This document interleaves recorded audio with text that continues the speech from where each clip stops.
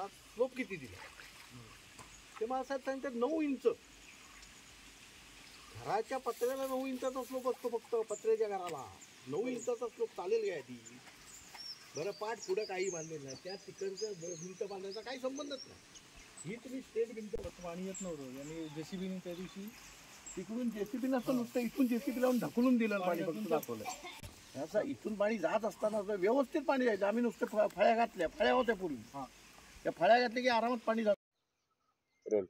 माझं नाव सतीश गोविंद मुळे, राहणार चिंचवली. सतीचा पर्याय इथे वळण बंधारा आम्ही मागितला होता. सदर पंचायतीतून बऱ्याच वेळा आम्ही हे करून आज तो मंजूर झाला होता. 2024 साली हा बांधला गेला.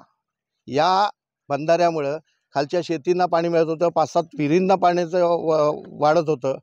पण 40 ते 42 लाख रुपये खर्च करून सुद्धा आज एक थेंबसुद्धा पाण्याचा साचत नाही आहे. आणि भीषण पुढं फेब्रुवारी नंतर पाण्याचं भीषण टंचाई जाणवणार आहे आम्हाला. त्यामुळे या बांधलेल्या बंधाऱ्याचा काही काडी मात्र आम्हाला उपयोग नाही आहे. पूर्वी आम्ही कच्चा बंधारा बांधत असताना सुद्धा फेब्रुवारी मार्चपर्यंत आम्ही सगळ्या शेती करत होतो. आता काय मागणी आहे तुमची?